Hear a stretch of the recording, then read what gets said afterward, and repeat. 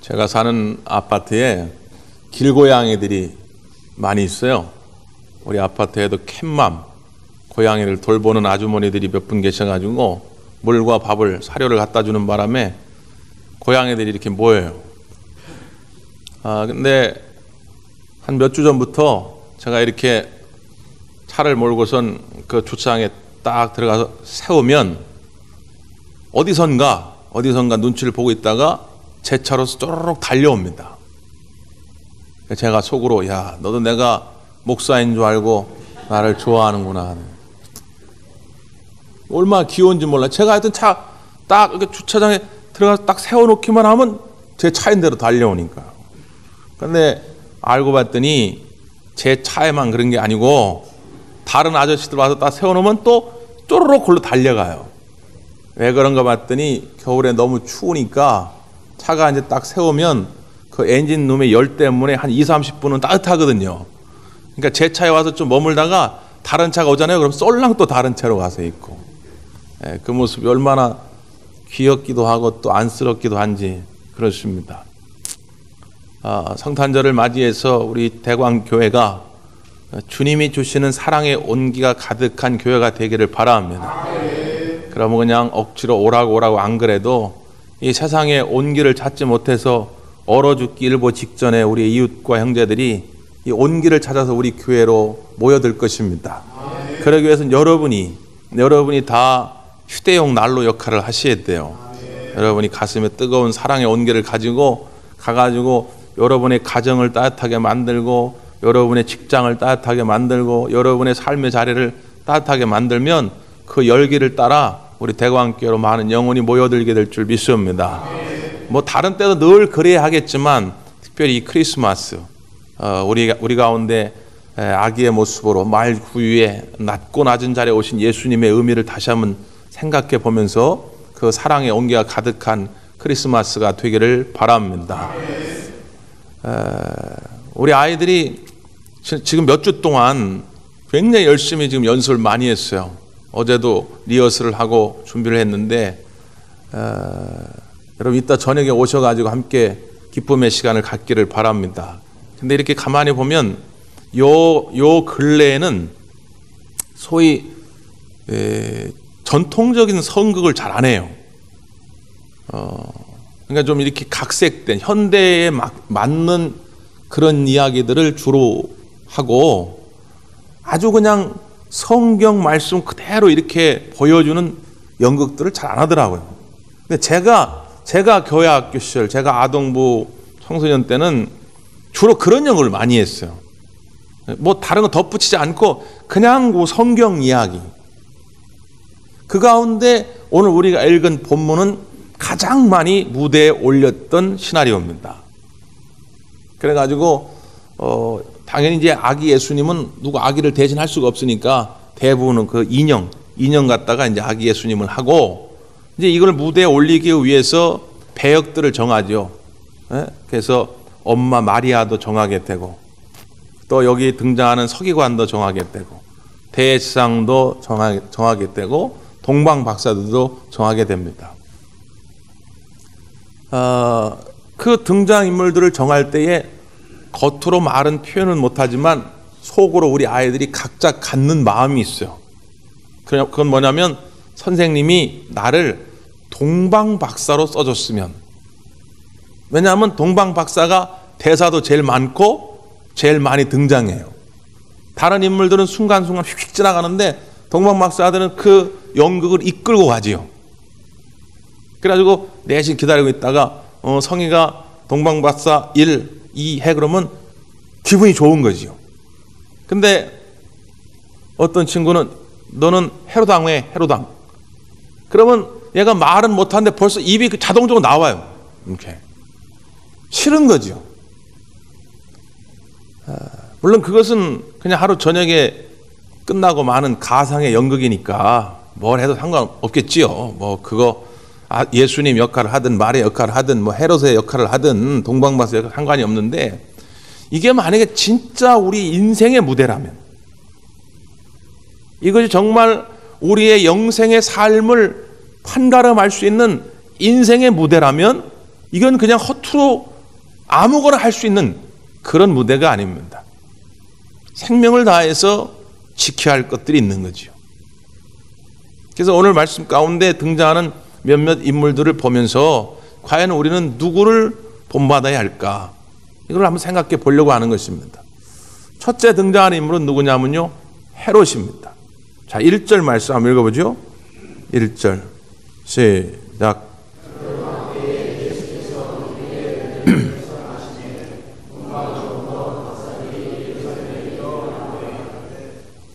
여기 보니까 헤롯 왕 때에 예수께서 어디에서요? 유대 베들레헴에서 나셨다, 이렇게 기록이 되어 있습니다. 보통 우리가 마태복음, 마가복음, 누가복음은 공관복음서라, 그래서 공관, 같은 관점을 가지고 썼다 이렇게 얘기하는데, 그럼에도 불구하고 이 공관복음서 안에서도 약간의 차이들이 등장합니다. 그러니까 예를 들면 마태복음에서는 동방박사들이 예수님께 나와 경배하지만 누가복음은 누가 나와 경배하죠? 목자들이 경배합니다. 누가복음에서는 예수님이 말 구유에서 태어난 것으로 묘사하지만 마태복음은 그냥 집에서 나셨다 이렇게 묘사를 해요. 그러니까 성경의 기자들이 약간의 관점의 차이죠.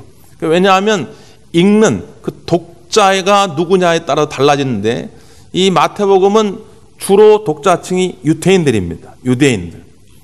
그리고 누가복음은 주로 이방인들이에요. 특별히 이방인들 가운데도 소외당한 사람들.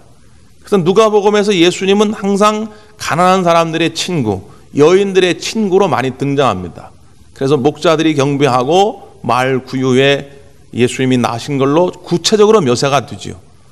근데 마태복음은 유대인들이기 때문에 유대인들에게서는 그게 별로 관심이 없어요. 지금 유대인들에게서 진짜 관심은 뭐냐면 예수님이 메시아냐 아니냐예요. 우리가 그렇게 오랫동안 기다리던 왕 중의 왕, 메시아인가 아닌가. 그래서 마태복음에서는 예수님을 주로 왕으로 묘사합니다. 그래서 오늘 말씀 가운데도 1절이 이렇게 되죠. 헤롯 왕 때에. 근데 누가복음에서는 똑같은 예수님 탄생 기사에 헤롯 왕 얘기가 없어요. 왕의 묘사가 별로 없습니다. 마태복음이 주로 관심하는 거예요. 근데 특별히 헤롯 왕과 진짜 왕 중의 왕 예수님을 비교하고 싶었던 거죠. 그러니까 동방박사들이 헤롯에게 찾아왔어요. 별을 보고 왔는데 이스라엘에 멈추긴 멈췄는데 그 별이 이스라엘의 구체적으로 어딘지를 잘 모르겠는 거예요. 그래서 헤롯 왕을 찾아온 것입니다. 그래서 이렇게 물었어요. 2절 한번 보세요. 2절. 유대인의 왕으로 나신 이가 어디 계시냐? 우리가 동방에서 그의 별을 보고 그에게 경배하러 왔노라. 유대인의 왕으로 나신 이가 어디 있느냐? 이렇게 물은 거예요. 여러분, 지금 현재 유대인의 왕은 누구예요? 헤롯이지요. 네? 그러니까 우리나라처럼 5년 대통령 단임제면 5년 끝나면 더 하고 싶어도 못합니다. 그렇지 않아요? 근데 옛날 왕정 시대는 안 그렇지요. 왕이라고 하는 것은 뭐 특별한 잘못을 하지 않는 이상은 죽을 때까지 하는 거예요. 20년, 30년, 40년 무슨 반란이 일어나지 않는 이상은 죽을 때까지 하는 거예요. 그러니까 자기가 지금 평생 이 왕을 해먹어야 되는데 갑자기 와가지고 유대인의 왕이 어딨냐? 기분 좋아요, 나빠요? 기분 좋을 리가 없지요. 이때부터 헤롯은 마음에 안 드는 겁니다. 정말로 자기 땅에 자기가 통치하는 시대에 우리가 그렇게도 기다렸던 메시아, 왕 중에 왕이 오셨다 그러면 제일 먼저 기뻐하고 나라의 축제일로 정하고 온 국민을 불러 모아 잔치를 베풀었어야 하는데 헤롯 왕은 기분이 나쁜 거예요. 왜? 자기의 왕권, 자기의 왕위가 빼앗길까 봐. 그래서 동방 박사들에게 이런 말을 합니다. 8절에 보면 베들레헴으로 보내며 이르되 가서 아기에 대하여 자세히 알아보고 찾거든 내게 고하여 나도 가서 그에게 경배하게 하라 말해요. 그러니까 가서 찾아보고 진짜 그 왕 중에 왕을 찾거든 나한테도 알려달라는 거예요. 그럼 나도 가서 경배하겠다. 이 말이 진짜일까요? 거짓말일까요? 거짓이죠.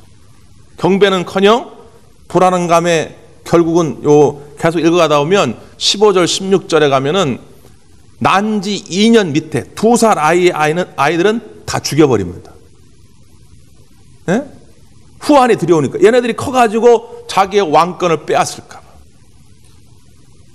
성탄절을 앞두고 있지만 우리 가운데 구세주로 오신, 왕으로 오신 예수님을 만나지 못하는 사람들은 이렇듯 자기 안에 버리지 못하는 어떤 아집, 고집, 욕심이 있는 거죠. 마치 그 왕이 영원할 것처럼 생각했던 헤롯처럼 우리도 무언가 이것은 영원할 거라 생각하기 때문에 그것 때문에 예수님을 만나지 못하는 거지. 지난 주간에 제천에서 큰 화재로 선결교회 목사님 2분도 하나님 부르심을 받게 되고, 또 그 지역의 우리 감리교회, 제천 제1감리교회, 제천 동부감리교회, 시온성 감리교회 연합으로 이분들이 그 지역 불호 아동도를 돕기 위해서 반찬 봉사를 하다가 그 봉사가 마치고 잠깐 쉬러 갔다가 그만 그 화재로 많은 권사님들이 소천하셨습니다. 어떻게 설명이 안 됩니다. 목사인 저도 누군가가 저한테 묻는다면 제가 신학적 해석을 해드리기가 어려워요. 속상하고 답답하죠. 다만 겸손히 하나 깨닫게 되는 것은 우리의 생명을 우리가 장담할 수 있겠는가 말이죠. 미국이나 유럽 같은 서구에는 공적으로 사탄을 숭배하는 자들이 있습니다. 그 사탄을 숭배하는 자들이 읽는 경전을 사탄경이라고 그러는데, 사탄경의 첫머리에 뭐라고 되어 있냐면 네 인생의 주인은 너다 이렇게 되어 있어요. 수많은 젊은이들이 그 말이 멋있어가지고 열광하면서 그렇게 살고자 합니다. 맞아, 내 인생의 주인은 난데 내가 내 마음대로 하면 뭐 뭔 상관이야. 내가 내 돈 내 마음대로 쓰든 말이지, 내 몸 내 마음대로 굴리든지 말이지. 정말 그러냐 그 말이지. 과연 나의 젊음이, 나의 돈이, 내 생명이 영원한가 말이죠. 내가 내 마음대로 그렇게 할 수 있는가 말이죠.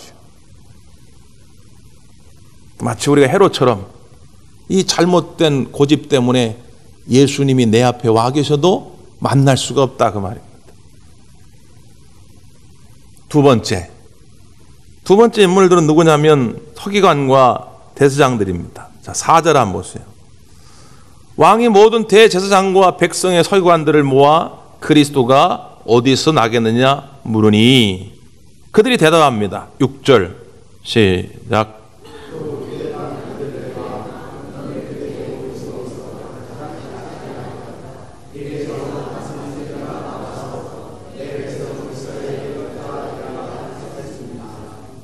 그들은 미가서 5장 2절의 말씀을 인용하면서 토시 하나 안 틀리고 하나님이 미가 선자를 통해 예언한 말씀을 그대로 헤롯 왕에게 전합니다. 어디서 태어난다고요?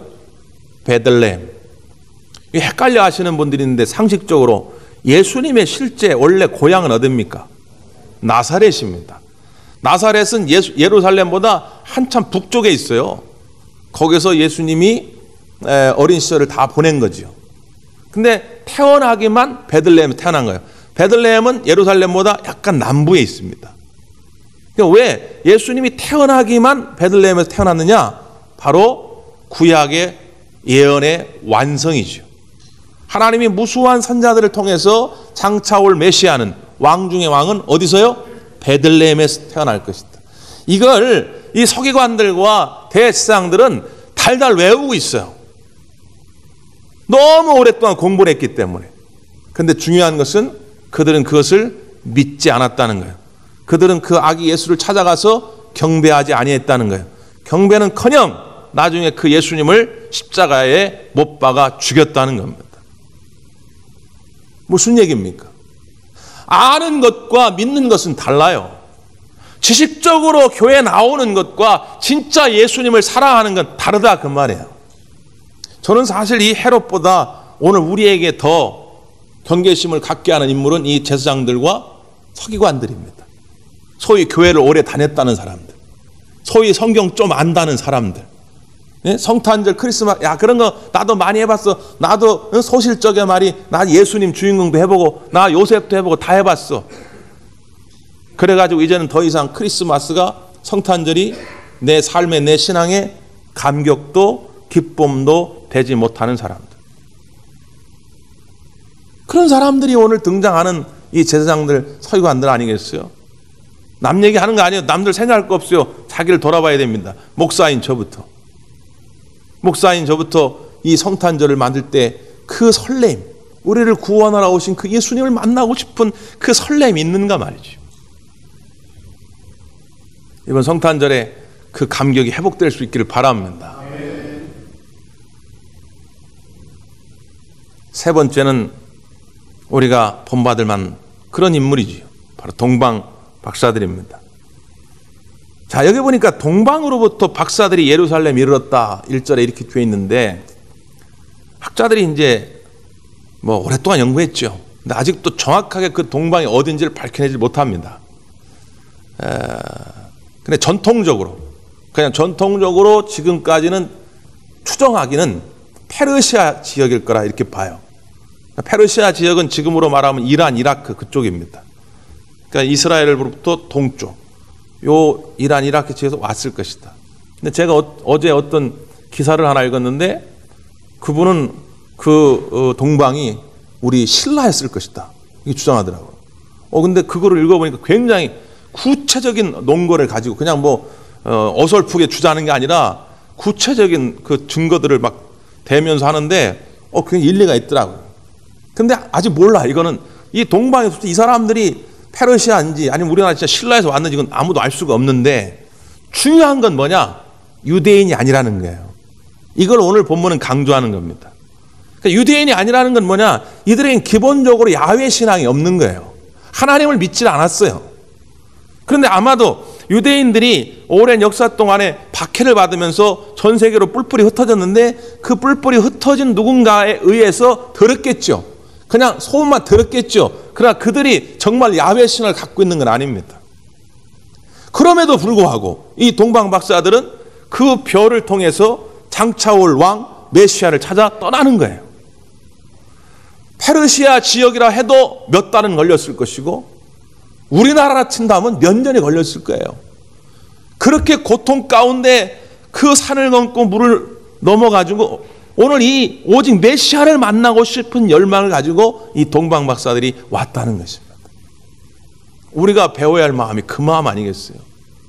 그러니까 오늘 10절, 11절 드디어 그 예수님 만나는 장면을 이렇게 묘사하는 겁니다. 10절, 11절 시작.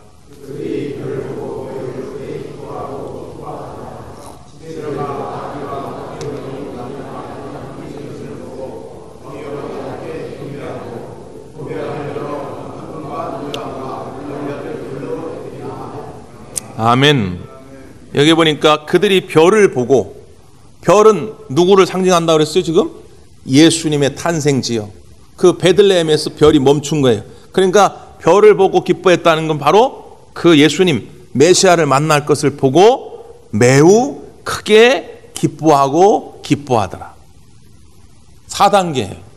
여러분이 성탄절을 맞이하면서 그냥 기뻐하는 정도라면 다시 한번 여러분의 믿음을 점검해서 기뻐하고 기뻐하는 그런 성탄절 되기를 바라고, 기뻐하고 기뻐하는 정도의 수준에 계신 분이라면 조금 더 믿음의 수준을 끌어올려서 크게 기뻐하고 기뻐하는 성탄절 되기를 바라고, 아유 목사님 나는 그 정도는 됩니다. 그러면 자만하지 마시고 더 믿음의 수준을 끌어올려서 매우 크게 기뻐하고 기뻐하는 성탄절 되기를 바랍니다. 그게 성탄절을 맞이하는 진짜 성도의 자세란 말이죠. 특별히 오늘 말씀에 눈이 가는 것은 뭐냐면, 그 집에 들어갔더니 누가 있었어요? 예수님과 마리아가 있었다는 거죠. 예수님은 당연히 아직 아기의 모습이니까요. 마리아가 안고 있든지 침대에 누웠든지 그랬겠죠. 근데 성경은 뭐라고 묘사를 했냐면, 그의 어머니 마리아가 함께 있는 것을 보고 엎드려 누구께 경배했다고요? 아기께. 동방 박사들의 경배의 대상은 예수님이지 예수님의 어머니도 아닙니다. 우리 기독교 신앙의 본질은 바로 여기에 있습니다. 우리가 만나길 사모하고 우리의 기쁨의 근원이 되시는 분은 예수님밖에 없어요. 물론 우리가 마리아의 믿음도 존경하고 본받을 점이 많지만 숭배의 대상은 아니다 그 말이죠. 예수님 외에 다른 것을 숭배하고자 하는 모든 것들은 성경적이지 못합니다. 그래서 우리가 교회에 나올 때도 여러분 사람을 숭배하러 나오지 마시고 어떤 프로그램이나 행사를 숭배하러 나오지 마시고 오늘 오직 예수님만 경배하러 나올 수 있기를 바랍니다. 올 봄에 저한테 어떤 영화 관계자가 찾아왔어요. 영화 관계자 와가지고 밖에서 보니까 대광교회가 너무 예쁘다는 거예요. 너무 예뻐가지고 이 교회에서 좀 영화 촬영을 하고 싶다고. 그래서 제가 속으로 이 사람들이 보는 눈은 좀 있구만. 전 세계에서 우리 교회가 제일 아름다운데 어떻게 알고 또 찾아왔. 서울에서 온 사람들이에요. 서울에서 여기저기 다 찾아봤는데 대광교회가 정말 아름다워가지고 영화 촬영을 하고 싶다고. 제가 그럼 자세한 공문을 하나 이메일로 보내라 그랬어요. 그래가지고 이제 며칠 있다가 왔더라고요. 그래서 보니까 뭐 등장하는 배우도 괜찮아요. 이름만 대면 여러분 다 알만한 그 여자 배우예요. 유명한 여자 배우. 그 양반이 우리 교회 올 뻔했다니까. 뭐 나오고 하여튼 뭐 다 괜찮아요. 근데 하여튼 그래도 자세하게 좀 알고 싶어가지고 제 이제 고등학교 친구가 영화 제작하고 투자하는 친구가 있어가지고 전화를 했죠. 야, 이런 제목의 이러이러한 영화라는데 거기 우리 교회에서 촬영하는데 우리 교회가 시나리오 상에서 어떻게 비춰지는 줄 좀 알아봐 달라. 그게 알았다고. 그 친구 금방 저 알아보니까. 그래서 몇 번에 바로 전화 왔어요. 그러더니 자기네 회사에도 그 시나리오가 왔었다는 거예요. 잘 갖고 있더라고요, 시나리오를. 그래서 보니까 교회가 부정적인 모습으로 비춰진다는 거예요. 영화 내에서. 그래서 안 되겠더라고. 근데 그거보다 더 큰 이유가 있어요. 제가 거절하게 된 더 큰 이유가 있었어요. 그건 뭐냐면 그 공문의 맨 끝에 받는 사람이 누구로 되어 있냐면 계산장로교회로 되어 있어요. 아니 이 사람들이 정신이 없는 거지. 대광교회에 공문을 보내면서 받는 사람을 계산교회로 해놓은 거예요. 그러니까 이 사람들이 처음에 와가지고 대광교회가 정말 제일 세상에서 아름다운 것 같아가지고 대광교회 촬영했으면 좋겠다는 게 진짜예요? 뻥이에요? 뻥이었던 거예요. 그게 진짜였더라면 진짜 진실되게 저한테 그거를 어필했으면 제가 들어줄까 했는데 이게 알고 보니까 여기저기 다 찔러보고 다니는 거예요. 에이 안 되겠다. 그래서 제가 거절했어요. 여러분 우리의 신앙이 예수님이면 좋고 아니어도 말고 이건 신앙이 아닙니다. 우리 동방 목사들이 예수님이 전부기 때문에 예수님 때문에 기뻐하고 예수님께만 경배하는 거예요. 목사님, 아니 나는 벌써부터 그랬어요. 나는 예수님만 경배해요. 교회 오면 예수님만 찬양해요. 난 예수님만 사랑해요. 그러십니까? 그렇다면 그 다음까지도 따라가야 돼요. 그 다음은 뭐예요? 그들은 보배합을 열었어요. 황금과 유향과 몰약을 예물로 드렸다는 거예요. 당시에 이것들은 굉장히 소중하고 값비싼 것들입니다.